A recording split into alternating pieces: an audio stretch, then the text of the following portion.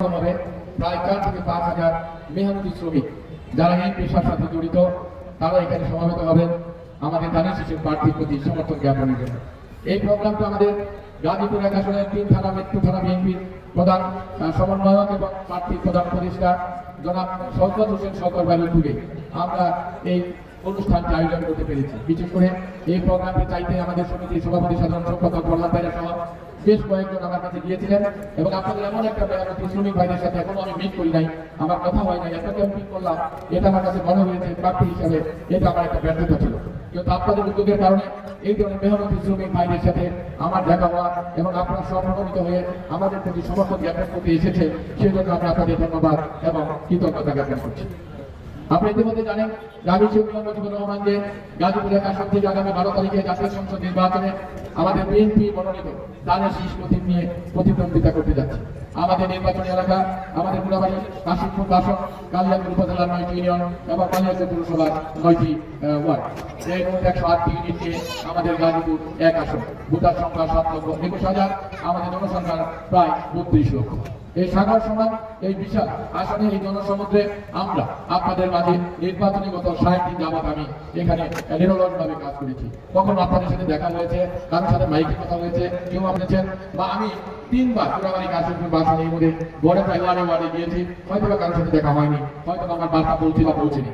এখানে আপনাদের একটা মেহনতি শ্রমিক রয়েছেন, তদ্রূপ আমার নীল কারখানায়ও আমাদের অনেক মেহনতি শ্রমিক ভাই রয়েছেন। এই গাজীপুর এক আসনে প্রায় ছোট বড় মিলে 1000 খানের মিল ফ্যাক্টরি আমাদের রয়েছে, যে ফ্যাক্টরিতে আমাদের মেহনতি শ্রমিক ভাই বোনেরা কাজ করছে এবং তাদের উৎপাদিত পণ্য বিদেশে রপ্তানি করার মধ্যে দিয়ে আমাদের বাংলাদেশ যে বিপুল পরিমাণ বৈদেশিক মুদ্রা অর্জন করছে এবং সারা পৃথিবীতে আমরা যে সুনাম অর্জন করেছি, আমাদের পৃথিবীর বিভিন্ন গুরুত্বপূর্ণ শোরুমগুলোতে আন্তর্জাতিক পর্যায়ে বাংলাদেশের তৈরি পোশাক বিক্রি হচ্ছে, যেগুলো আবার আমাদের এখানে ইনপুট করে এনে আবার আমরা সেই কাপড়গুলো 4-5 গুণ দামে আবার আমরা সেগুলোকে কিনে আবার পরার সুযোগও পাচ্ছি। কিন্তু আপনি দেখবেন সব জায়গায় লেগে থাকে মেড ইন বাংলাদেশ, অর্থাৎ যে খাত থেকে এই পণ্য উৎপাদিত হয় সেই পণ্যগুলোর একটা সিল থাকে এবং আমাদের মনোযোগ মুক্ত ভুলে যায় যে বাংলাদেশের পোশাক আমরা বানাতে দেখি না, আমাদের মা বোনেরা আমাদের ভাই বোনেরা কঠোর পরিশ্রম করে সেই ধরনের পোশাক তৈরি করে বিদেশে দিচ্ছে, সেগুলো আবার হাজার হাজার টাকায় বা শত হাজার ডলারে বিক্রি হচ্ছে এবং আমাদের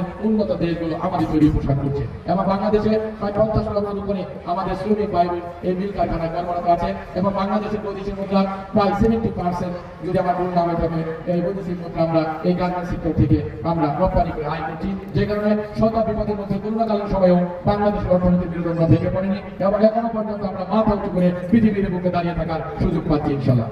তারই একটা সাপোর্ট গ্রুপ আপনারা এখানে আজকে এসেছেন, যারা ওইখান থেকে যে ধরনের পোশাক আপনার তৈরি হয়ে বিদেশে চলে যায় আর যা যায় না আর অবশিষ্ট থাকে, তার সাথে জড়িত আমার এই ব্যবসায়ী বৃন্দ, তার সাথে জড়িত আমার সম্মানিত শ্রমিক, তার সাথে জড়িত আমার সম্মানিত পরিশ্রমিক মমতা মা এবং বোনেরা, তার সাথে জড়িত আমার ব্যাংক চালকরা, তার সাথে জড়িত আমার গাড়ি চালকরা, তার সাথে জড়িত আমার ইনভেস্টররা, তার সাথে জড়িত এই ধরনের জিনিসকে আমার যাচাই বাছাই করে মডিফাই করে নতুন আঙ্গিকে নতুন রূপ দিয়ে তারপর আমরা আমার এই পণ্য দ্বিতীয়বারের মতো বিদেশে রপ্তানি করার সুযোগ পাচ্ছি এবং এই ধরনের পণ্য রপ্তানি করেও আমাদের বাংলাদেশের অজস্র লক্ষ লক্ষ ব্যবসায়ী এবং শ্রমিক ভাই বোন আপনারা সুন্দরভাবে বেঁচে থাকার সুযোগ পাচ্ছেন। কিন্তু আমাদের পার্শ্ববর্তী দেশ ষড়যন্ত্র করে আমাদের এই আপনারা যে বিজনেসের সাথে জড়িত, সেই বিজনেসটাকে তারা কুক্ষিগত করে আমাদের পণ্যের মূল্য কমিয়ে তারপরে তারা কম মূল্যে নিয়ে তারা এটাকে আমাদের ওই দেশে নিয়ে তারপর তারা সেটাকে রিসাইকেলিং করে তারপর আমাদের এই পণ্যটাকে ব্যবসাটাকে তারা মনিপলি বিজনেস হিসাবে পরিণত করার চেষ্টা করছে এবং বিগত সরকার তাদেরকে নানাভাবে শর্তে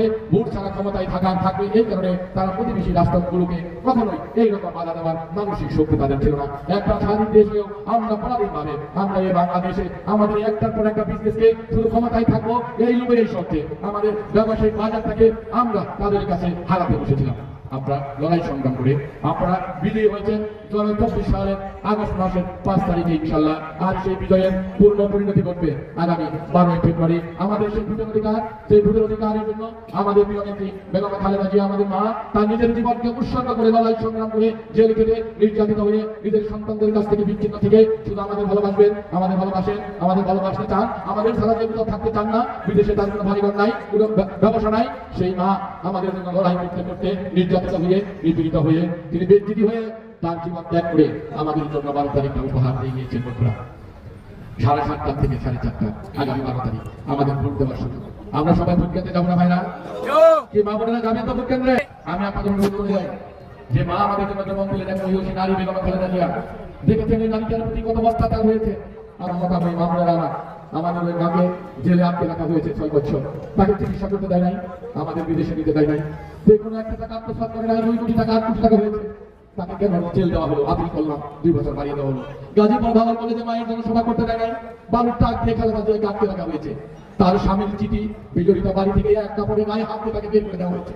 তার সেই বাড়ি 24 ঘন্টার মধ্যে ভেঙে 8 মাসের মধ্যে 20 তলা বিল্ডিং বানিয়ে সেখানে আবাসিক ভবন বানানো হয়েছে।